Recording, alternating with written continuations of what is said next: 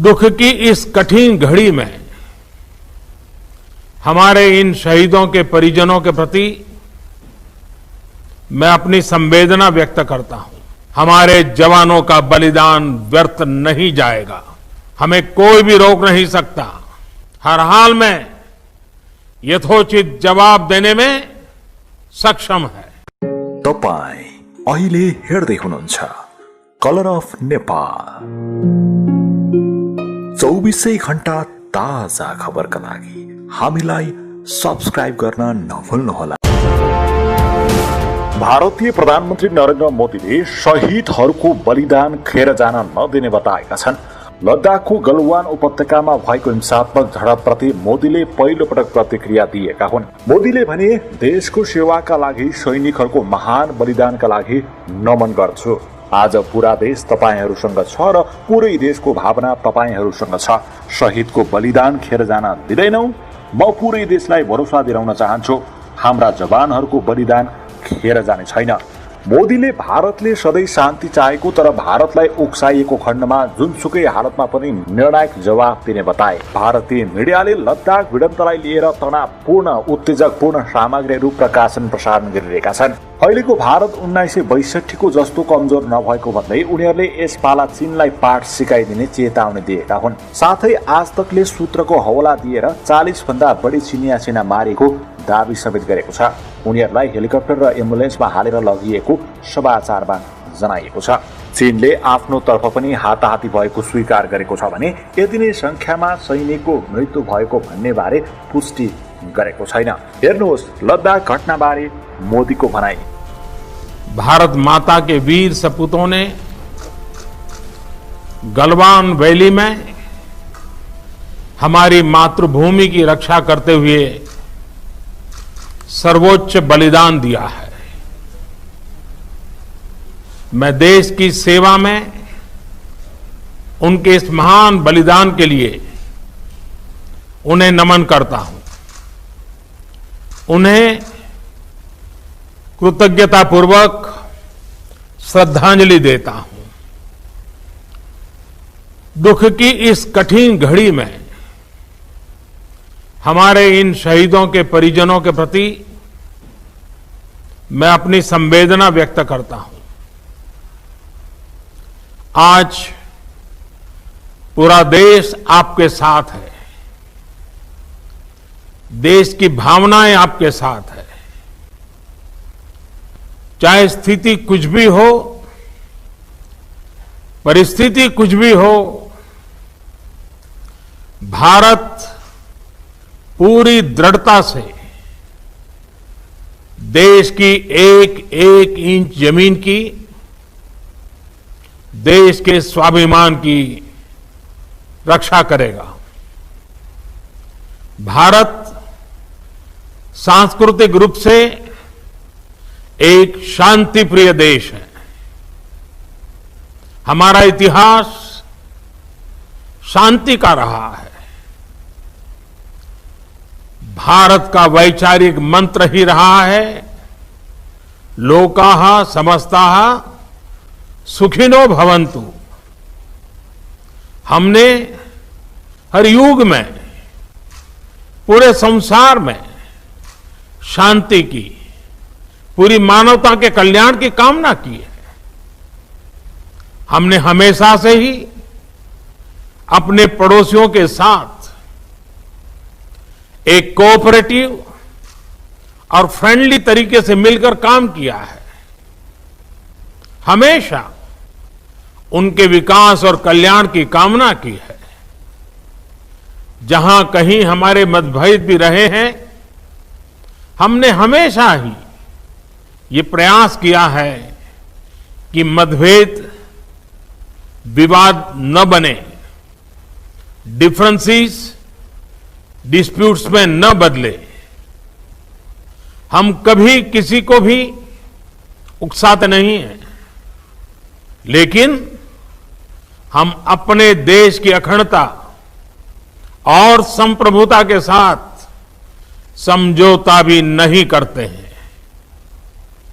जब भी समय आया है, हमने देश की अखंडता और संप्रभुता की रक्षा करने में अपनी शक्ति का प्रदर्शन किया है, अपनी क्षमताओं को साबित किया है। त्याग और तितिक्षा हमारे राष्ट्रीय चरित्र का हिस्सा है, लेकिन साथ ही विक्रम और वीरता भी उतना ही हमारे देश के चरित्र का हिस्सा है। मैं देश को भरोसा दिलाना चाहता हूं, हमारे जवानों का बलिदान व्यर्थ नहीं जाएगा। हमारे लिए भारत की अखंडता और संप्रभुता सर्वोच्च है और इसकी रक्षा करने से हमें कोई भी रोक नहीं सकता। इस बारे में किसी को भी जरा भी भ्रम या संदेह नहीं होना चाहिए। भारत शांति चाहता है, लेकिन भारत उकसाने पर हर हाल में हर हाल में यथोचित जवाब देने में सक्षम है। और हमारे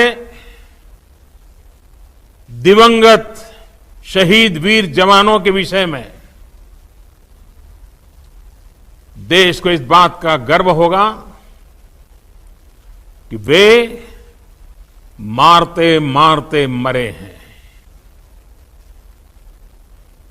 अभी मेरा आप सभी से, सभी आदरणीय मुख्यमंत्री जी से, सभी यहां इस मीटिंग में, वर्चुअल मीटिंग में उपस्थित आप सभी से आग्रह है कि हम खड़े होकर के 2 मिनट मौन रख करके इन वीर सपूतों को पहले श्रद्धांजलि देंगे।